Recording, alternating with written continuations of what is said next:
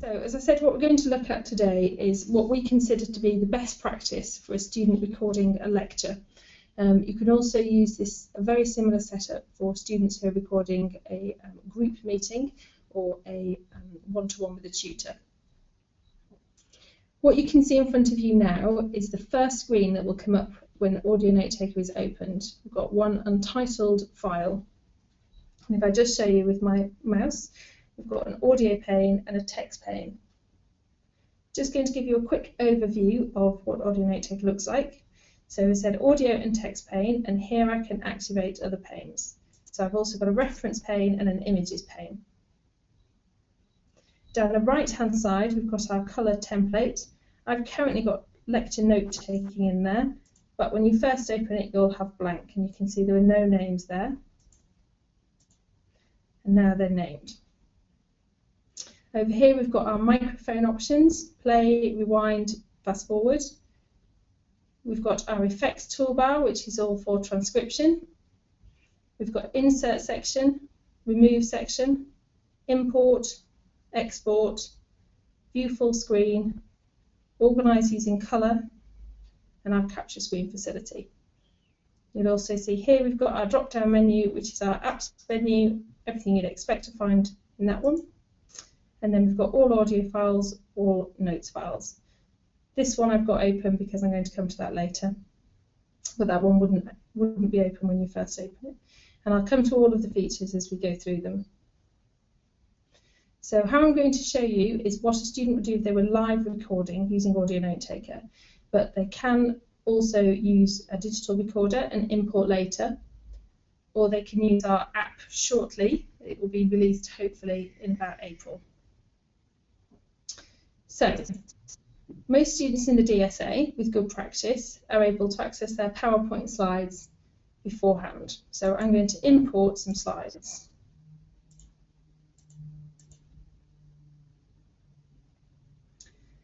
Before I do anything else, I'm going to tag and save my file. So you can see up here, if I click, nothing will happen. And I click edit, and it opens this set of information. So it's taken the first line that it finds in any of the panes, and that's here, the world's most important 6-second drum sample. I'm going to change that to the arm and break. And I'm going to say 0.1 just because I now have another file of it. Topic, this can be anything that's sort of subject related, so I'm going to say that it's BA Honours Music and Film. The speaker would be generally your lecturer for recording a lecture, but if it was a group meeting, you might want to put yourself. And then you have the option to choose today's date or a different date.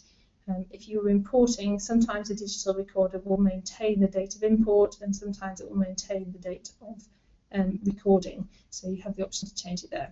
I'm going to click done and come to save as. I'm going to save it on my documents, Audio Notetaker recordings. Okay, so now I've got my file. We do have a crash recovery, which will bring back a file if it's not saved, but just for safekeeping, I want to make sure I've saved it and I've got all my tags so I can find it later. So, obviously when people use PowerPoint, a lot of people get quite overexcited and they use different colours and different fonts. And for students, especially those with such as dyslexia, this can be quite a confusing background. So even though they've got ahead of the game, having the PowerPoint slides beforehand, it can be quite difficult to make sense of it, and they have to start making their own notes on it. So I'm going to come into my reference pane. You can see my cursor flashing there. And I'm going to come down here to my bottom arrow, and I've got copy text from slides. And what that's done is it's copied all of the information out of my images pane and put it into my reference pane.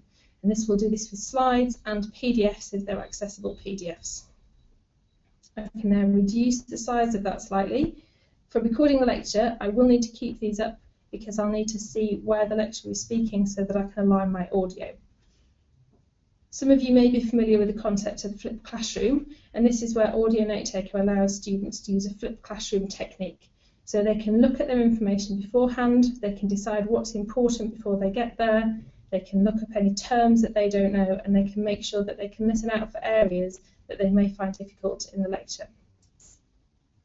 So I've already chosen my slide, lecture note taking, and as you can see, I've got my colours here. These top colours are for audio chunks, but will also colour the text, and the bottom colours are for the sections. So as I flip into my reference pane, you'll see that my side panel changes. So whichever pane I'm in, audio, text, reference is also a text, and images, the pane will change. So I'm in here and I'm going to go through my information. So I'm just going to highlight information randomly just so that I've got it on the first few sections and I don't need to scroll down. So the world's most 6-second drum sample, I think that's going to be important. That one as a reference that I don't really understand, and as I go down I can mark up more and more of my text. I think that's going to be useful for a dissertation, and I'm going to say that I don't really understand samplers, which I have to confess I don't. Okay, so now before I get into my lesson, I've got a fully referenced text copy of the information, so I know what's coming. I've got my images and any sort of indicators on the PowerPoint slides that the lecturer may give me, and I've got the text and I've got it marked up before I go. So now I'm going to start recording and I'll explain the recording as I go. We have several microphone options, and for recording live we're going to choose mic only. So now as you can see, it's starting to create a bar, we call them chunks, across the section in the audio pane. And as you can see there, if I stop speaking, it gives me a break. So the audio is recorded in chunks of information. We like to call these audio phrases. And this will keep going. It will give me very, very long bars if I don't breathe, and it will give me short bars if I take lots of breaths. I can start to then highlight this information and colour it in the same way. So I can say now the lecturer is talking about this bit of information that I had here that I already decided was important. And you can see it's going to keep colouring everything red until I tell it to do otherwise. And to tell it to do otherwise, I can do several things. I can click the red again, and it will take it off. Or I can click another colour, and it will put the other colour in. I'm just going to stop that a second so that I can show you down here. So this box here has got continuous colouring, and that's telling me that I want it to keep colouring the bars every time there's a pause. And if I unclick that and start recording again and click a colour, you can see that at the end of each of the chunks the colour will come off again and it will go back to the default colour. So I need to have the continuous colouring on in order to make it carry on. So now as I'm recording the information, if the lecturer changes a slide, I'm just going to press the insert section, and it's going to take that information down to the next slide. So I'm aligning the audio that the lecturer is speaking, and I'm aligning it with the PowerPoint slides. And I can keep going, and I can keep pressing in as many sections as I want. I'm going to take the blue off, and I'm going to record some just plain information.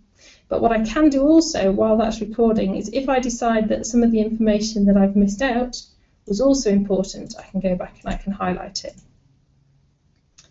And this is the information that I've tied in here with my Colour Him Father. And now I'm going to do the same thing, it's pressing the insert section, but I'm going to press the enter key, which is a lot more fluid. One of the things with version 3.1, everything was tried to design to make it a lot more fluid so that there's a lot less mouse work and make it easier for live recording.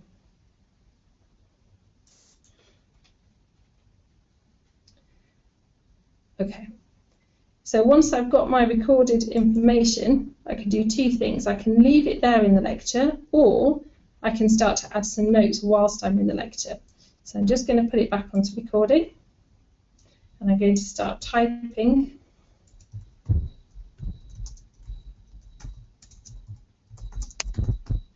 So you can see as soon as I started typing, it's flipped from here to the text pane. But it's telling me at the top here that if I want to take my cursor back to the audio pane and have focus there, I just need to press my enter key. And the side panel flipped around. So I'll just show you that again.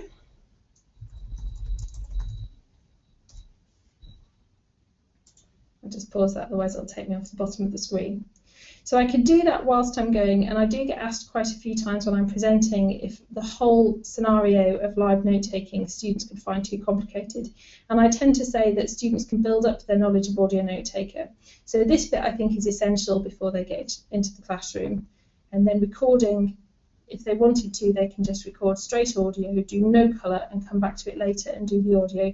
But there are studies that have shown that interacting with the lecture in the same way that a student would write notes and highlight the information does help embed that information in the long-term memory. So I would advise that they do at least some basic colouring, but if they wanted to leave the notes until afterwards, until they were a bit more used to audio note-taker, then that would be fine. So I'm going to give myself some back notes.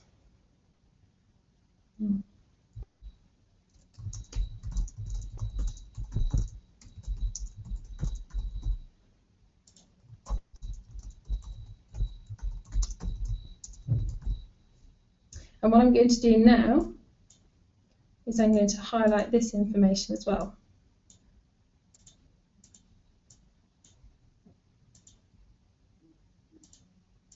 And actually, what I wanted to do, if I press Control X, I can take that text from there, put it into there. And that information is for my dissertation. So you can see now that I've got a complete file, really. I've got all my information tied in. I've got the original PowerPoint slides that I was given. I have what I thought of those slides. I have an accurate text-based information of what I thought of those slides. Then I've got my lecture recording, and then I've got my notes to myself of my lecture recording. So everything is colour tied in. And if I just come back to this file, not having revisited it for some time, all the information that I need is there. Just resave that information. Just one note again about the writing side. What I was doing with texting, writing, and it hopping into the text pane, this will do. It will only hop into here. It will never hop into the reference pane. Every other feature in the reference pane and the text pane are interchangeable, but this one, typing and it hopping into here, will only happen in the text pane. And for this reason, we tend to say keep this pane, the text pane, for notes on your audio, and the reference pane for all other information. So as you can see here, there's a URL in there, but I'll come on shortly to another way you can put URLs in. But what I can also do, if I'm happy to type my notes afterwards, is I can, so I'm just going to highlight that information. I can highlight it afterwards, or I can choose my colour beforehand and then type.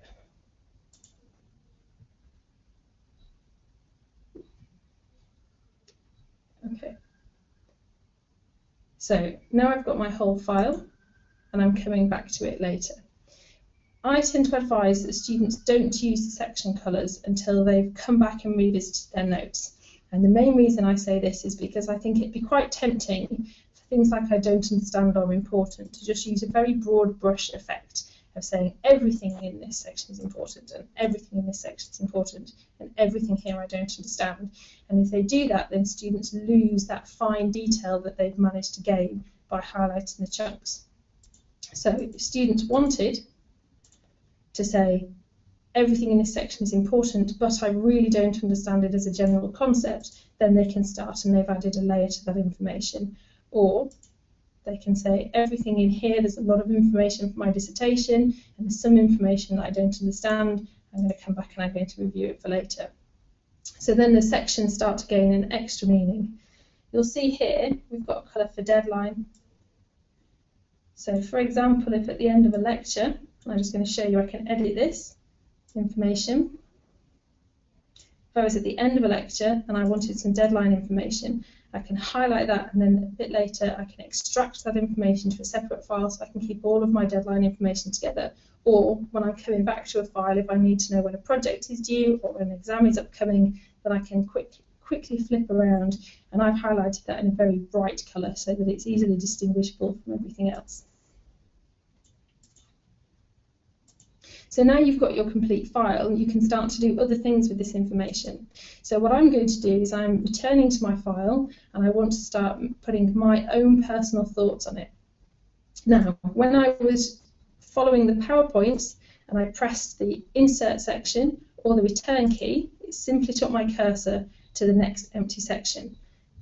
However, if you have audio in 2 sections and then do the same thing, it will assume that you want to do the next step in the process, and it's inserted a blank section for me. So it's saying you don't want to go to the next section because you've already got all of your information, you want to do something else. So I'm going to start recording my own thoughts on my lecture, and this can be the start of brainstorming for composition or for revision, or it could be to indicate to myself that I need to do some more work. I've got a specific section here, audio summaries, so that's my thoughts on there. But additionally, what I'm going to do, in my reference pane, I'm going to give myself some URLs because this is information that I want to come back to. Similarly,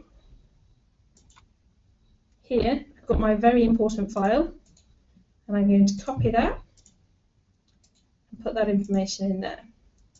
So I'm starting to be able to use this file not just as my original lecture, but as my original lecture plus any other information that I think I might need to turn this into usable and useful information.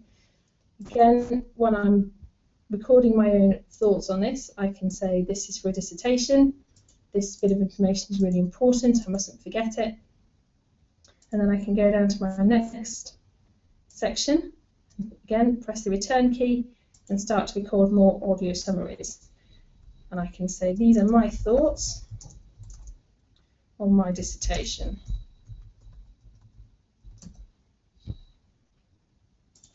I'm going to highlight that as audio summaries, and then I'm going to just fill that last section in. So I'm highlighting it, Control-C, that's just so I have some audio in the bottom section, and then put it in the section.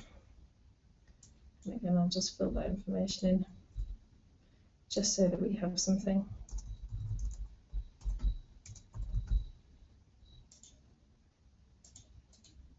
And copy that one in there.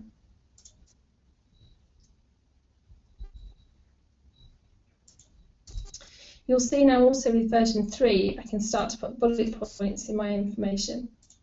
So I could say, this is the structure that I think I'd like to start doing things in. And I've got numbered bullet points as well. So I'm going to save that. And now I can take those audio summaries and I can copy them out so that they are the start of another project. So I'm going to come here for this, organize using color and extract sections. It's given me all the colors that is in my file. It's not ticked the default section color because it assumes that I don't particularly want to highlight that information, and it's asked me where I want to extract it into. Now, because I've got another file open, it's going to give me the choice of taking it to a new document or an existing document. I'm going to choose a new document, and I'm only taking my audio summaries with me. So there we are, and I can start my process again.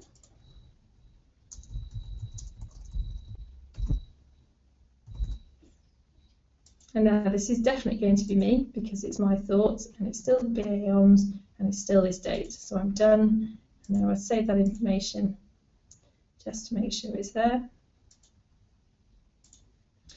And then I can just keep repeating the process until I'm happy that I've made the best use of my file.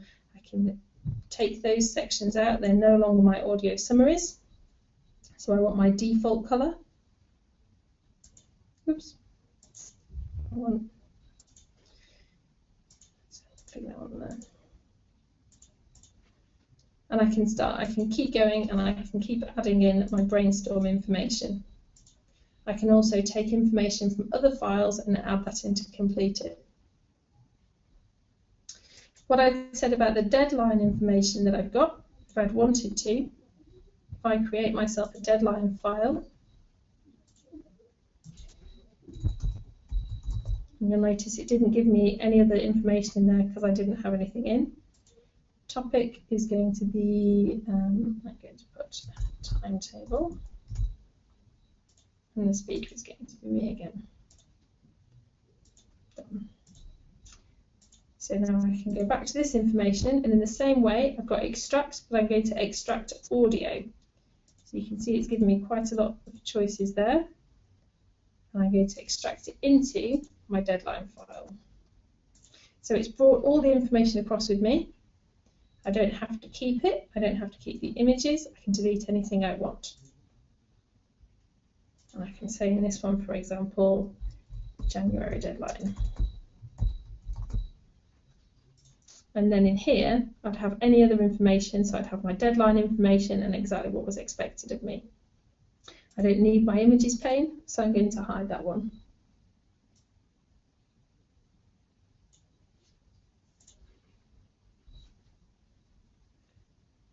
Okay, so I'm just going to come back to this one. So this is our example file that's embedded in Audio Notetaker.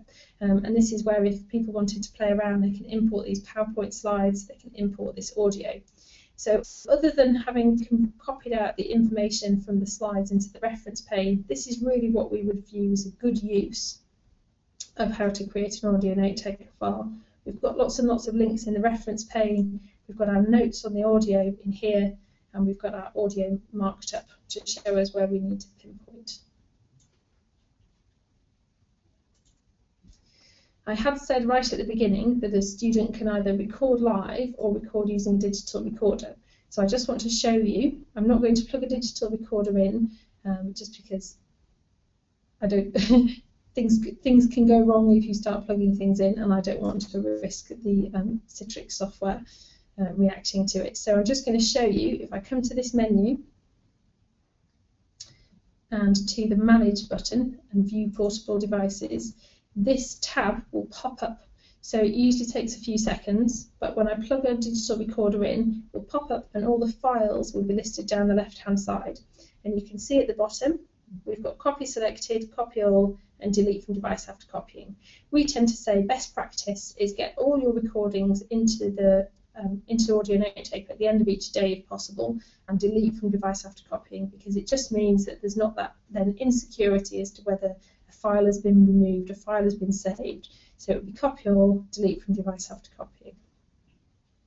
I'm not actually going to do it because that's our printer at the moment, but once I've done it, the information will process and appear here, and if I then come to my all audio file and click the refresh button, it will also appear here in the most recent folder. Just to give you a quick overview of the tags. So when we first started, we created these: title, topic, speaker, recorded, and that you can see corresponds with here. And these are all fully sortable. So if I say I had a lecture by Jo Dugmore, but I can't remember when it was or what I titled it, I can sort on that. Similarly, if I know that I had a lecture on music history, but I can't remember anything else about it, it was a guest lecturer, and I can find it there. I can also search, and if I just do a word that I know is definitely littered because it's in our example files, and search, you can see that brings back quite a lot of information for us. So that's bringing back not just the files, but it's bringing back each use of the words in the files. And where it's highlighted in bold, if I double click on that one, it takes me to that particular use of the word. So it's highlighted it there, and it will do that as well if the information is in a PowerPoint slide or an accessible PDF.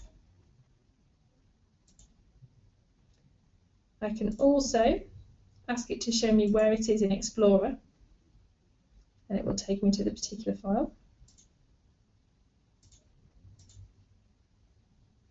I'm just going to take some of those away.